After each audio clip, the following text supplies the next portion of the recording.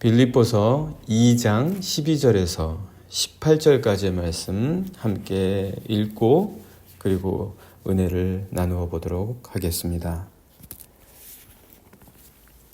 같이 읽겠습니다. 빌립보서 2장 12절에서 18절까지 말씀 같이 읽겠습니다. 그러므로 나의 사랑하는 자들아, 너희가 나 있을 때뿐 아니라 더욱 지금 나 없을 때에도 항상 복종하여 두렵고 떨림으로 너희 구원을 이루라.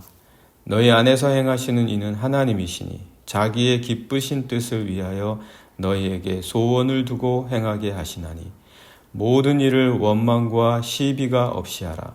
이는 너희가 흠이 없고 순전하여 어그러지고 거스르는 세대 가운데서 하나님의 흠없는 자녀로 세상에서 그들 가운데 빛들로 나타내며 생명의 말씀을 밝혀 나의 다름질이 헛되지 아니하고 수고도 헛되지 아니하므로 그리스도의 날에 내가 자랑할 것이 있게 하려 함이라.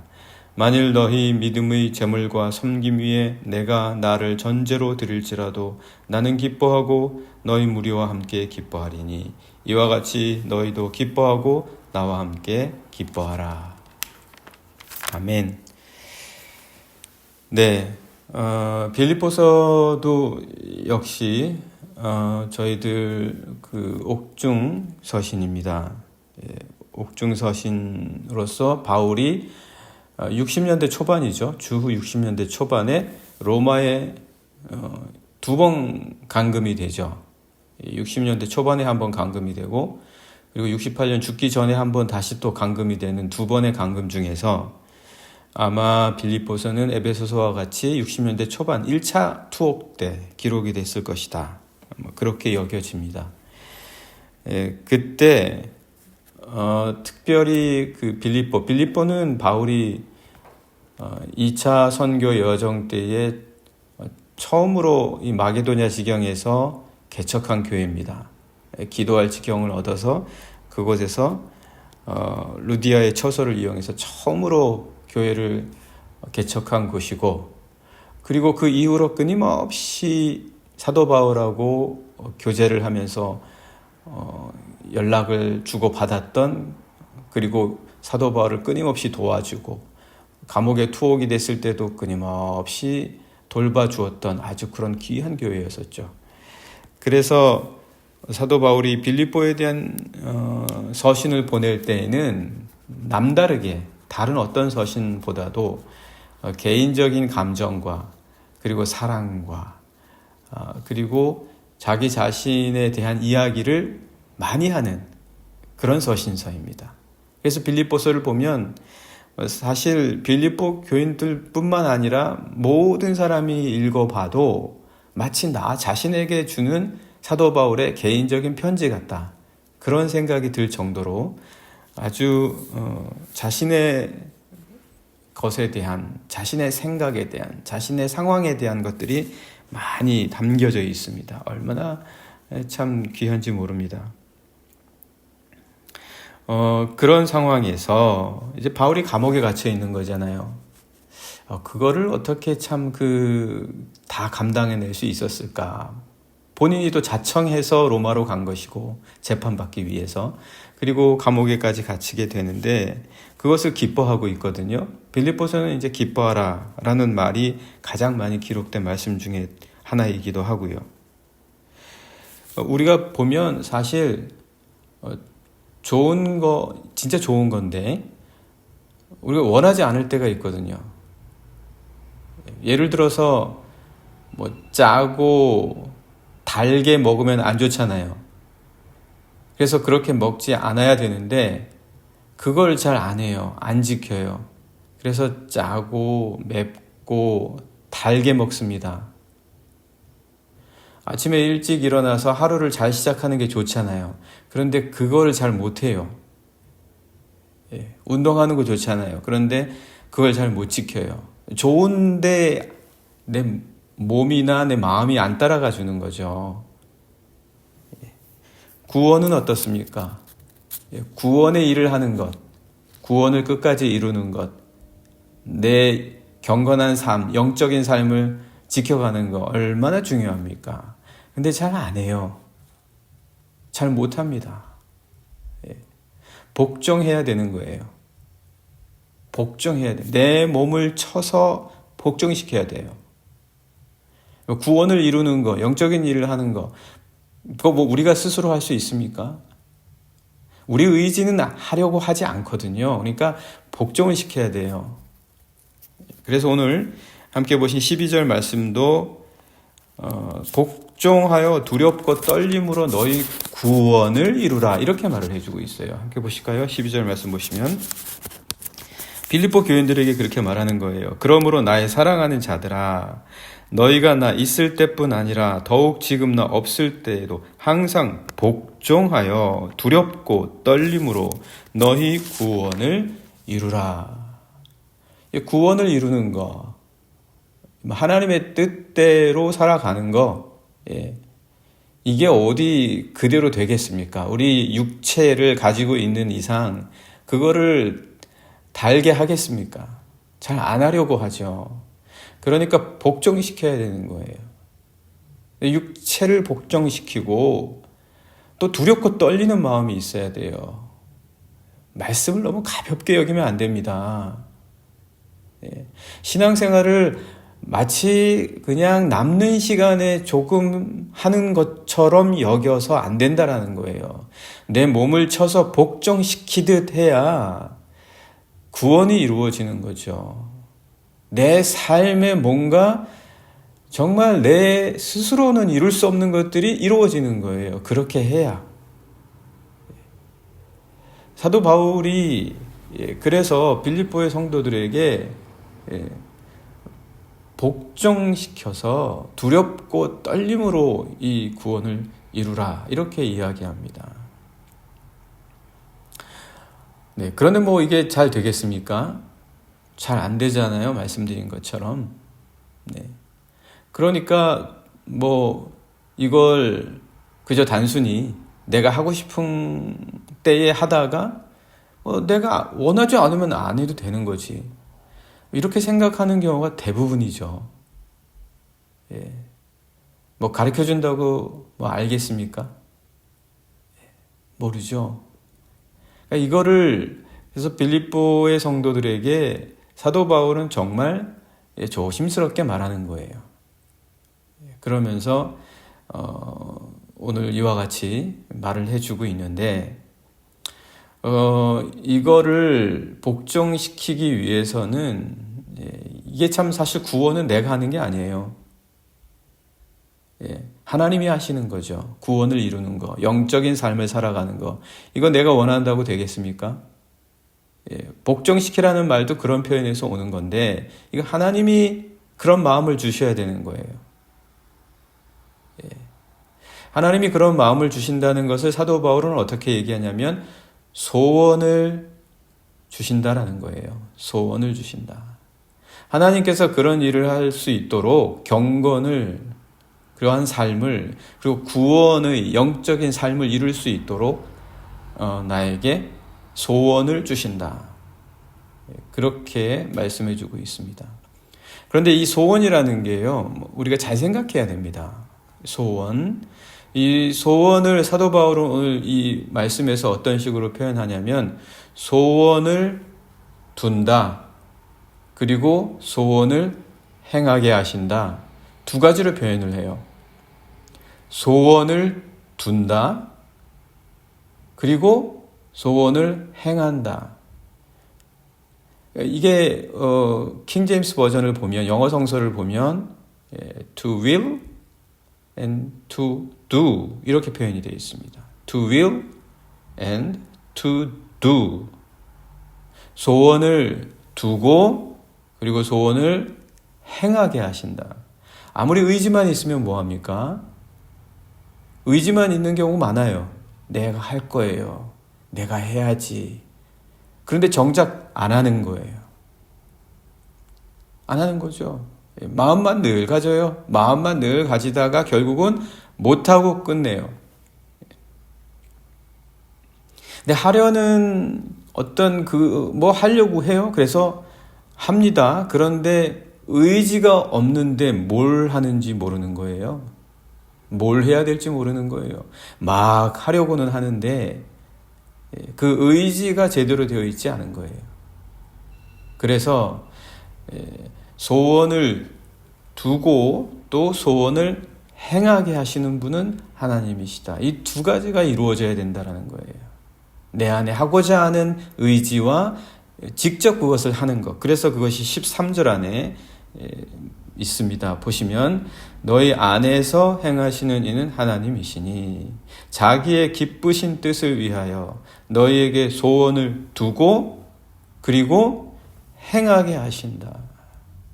참 우리가 하나님께서 이루신다는 거예요. 그러니까 결국 우리 안에서 이게 비록 이 소원이 우리 안에 두어지고 그래서 마치 내가 하는 것처럼 보여지지만 저 사람은 정말 신앙생활을 저렇게 하는데 그 사람이 하는 거겠지라고 생각할지 모르지만 그게 결국은 하나님이 하시는 것이다라는 것을 사도 바울이 가르쳐주고 계신 거예요. 그 안에 소원을 두시는 것 그리고 그거를 행하게 하시는 것 이 두 가지를 통해서 구원을 이룬다. 이 두 가지를 우리가 정말 하나님이 내 안에서 하실 수 있도록 두렵고 떨리는 마음으로 복종시켜야 되는 거예요. 이런 마음을 주실 때 복종시켜야 된다. 그런데 여러분 우리가 꼭 기억해야 될 게 있어요. 이게 우리 원망과 시비, 내가 하고 싶은 거 이루게 하시고자 하나님이 그렇게 일하신다는 건가요? 그거 아니거든요. 내가 원하는 거 하려고 지금 내 안에 소원을 두시는 게 아닙니다. 이게 혼란스러우면 안 돼요. 이걸 착각하면 안 돼요. 내가 하고 싶은 하나님이 우리 해결사이십니까? 아니잖아요. 하나님이 내가 정말 원했던 거 이루어 주시는 분이십니까? 그거를 전담해 주시는 분이에요. 누가복음 12장 말씀 보면 어떤 한 형제의 동생이 찾아와서 주님, 우리 형이 내 재물을 다 가져가는데 이것 좀 말해서 잘 나누어 주게 해 주십시오. 그렇게 부탁을 합니다. 주님이 그렇게 말씀하시잖아요. 그때 내가 너희들 재판하는 자냐? 내가 너희들 물건 나누는 자냐? 그렇게 말씀을 하십니다. 그러니까 하나님이 우리 안에 소원을 두시고 그리고 그 소원을 행하게 하신다. 그래서 우리는 거기에 복종해야 된다라고 할 때에는 내 원망과 시비를 해결해 주십시오. 이런 차원이 아니라는 거예요. 그래서 14절 말씀 보시면 사도 바울이 빌립보 교인들에게 너희들 소원을 가지려고 할 때 그런 식으로 바라거나 기도해서는 안 된다. 14절 보시면 모든 일을 원망과 시비가 없이 하라. 소원을 아무리 하나님께 바라서 그것으로 한다 할지라도 그걸로 인해서 원망과 시비 이런 거 해결하려고 하는 거냐? 그거 아니다. 정말 하나님이 소원을 주셔서 그래서 원망과 시비 없이 내 뜻과 내가 원하는 것 되는 대로 되어진다. 생각해 보십시오. 이런 시대를 살아갈 수 있겠습니까? 우리 아이들에게 뭐 좀 어려워하고 뭐 좀 힘들어할 때마다 그때마다 옆에 가서 해결사로 나서주면 부모님들이 하고 싶은 거 다 하게 해주고 원하는 거 다 하게 해주고 그래가지고 그 아이가 이 시대를 살아갈 수 있겠습니까? 이 시대를 못 살아가요. 소원을 주시고 그거를 행하게 하시는 이유는 내 삶에 필요한 것들, 내가 원하는 것들 그걸 해결해 주시고 원망과 시비 없이 그것 때문에 원망이 생길 때마다 시비가 생길 때마다 들어주시기 위해서 나에게 소원을 주신다? 그거 아니라는 거예요. 그럼 하나님께서 왜 이러한 것들을 해주시냐? 하나님의 기쁘신 뜻을 이루는 구원을 이루는 삶을 살게 하기 위하심인데 결국 그거는 이 시대를 살아가게 하시기 위한 거예요. 그리스도인으로서. 그리스도인으로서 이 시대를 살아가도록 하기 위해서 사도 바울 보십시오. 그런 일이 닥쳐오잖아요.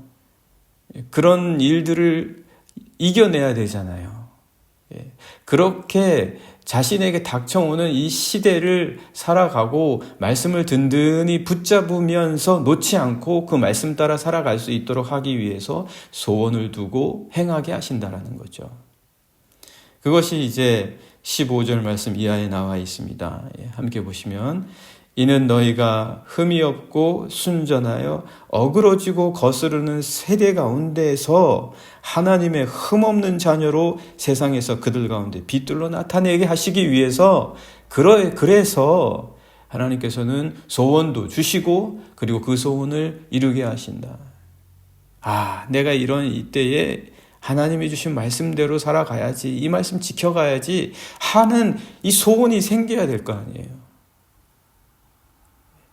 그 소원을 주시는 분, 그리고 그거를 행하게 하시는 힘, 이게 다 하나님으로부터, 내 안에서 일하시는 하나님으로부터 주어진다. 하나님 우리 안에 계시잖아요. 그것이 안 믿겨집니까? 하나님이 우리 안에 계신다는 게 안 느껴집니까?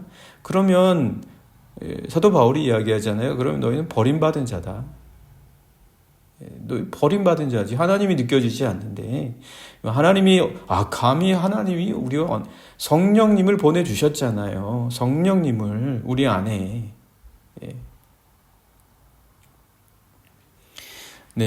그래서 이렇게 살아가도록, 이 시대 가운데 살아가도록, 그래서 이 시대를 살아가는 구원을 이루는 소원을, 하나님의 소원을 받고 그것을 행할 수 있는 자들은 말씀을 붙잡는 거예요. 뭐가 있겠습니까? 원망하고 시비의 해결사로 나타나는 겁니까? 말씀 붙잡는 거지요. 그게 이제 16절에 있습니다. 생명의 말씀을 밝혀, 여기 밝히다라는 것은 사실 붙잡다라는 뜻이에요. 원문에 보면 붙잡다.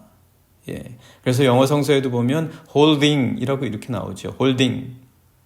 말씀을 붙잡아야지 이 시대 가운데 말씀 붙잡는 삶, 내 말씀을 사모해서 말씀을 따라가려고 하는 삶, 이거 보면 딱 이 사람은 하나님이 그 안에서 역사하시는구나. 하나님이 소원을 두실 뿐만 아니라 그거를 행하게 하시는구나. 이게 나타나는 거죠. 그래서 헛되지 않아요, 그 삶이. 그래서 생명의 말씀을 밝혀 16절입니다. 나의 다름질이 헛되지 아니하고 수고도 헛되지 아니하므로 그리스도의 날에 내가 자랑할 것이 있게 하려 함이라.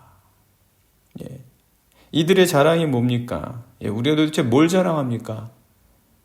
뭘 자랑하고 싶어요? 뭘 잘 보이고 싶어요? 어떤 걸 잘 보이고 싶습니까?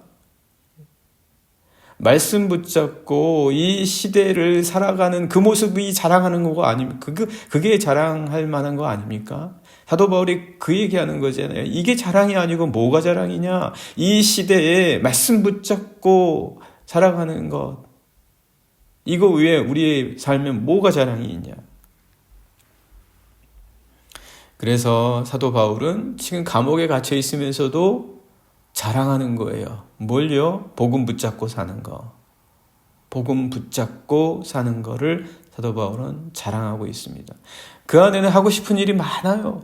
사도 바울 마음 안에는 하나님이 주시는 소원. 그래서 감옥에서도 소원을 이루어가요. 참 대단한 사람 아닙니까? 감옥 안에서 뭘 합니까? 근데 그는 감옥 안에서도 복음을 나타내는 자예요. 그에게 주신 소원을 감옥 안에서도 이루어가요.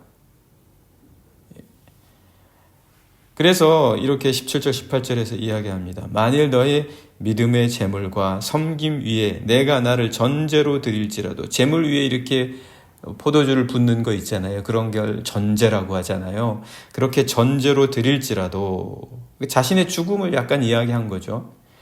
나는 기뻐하고 너희 무리와 함께 기뻐하리니. 이게 무슨 모습입니까? 이 소원이 어디서 나온 겁니까?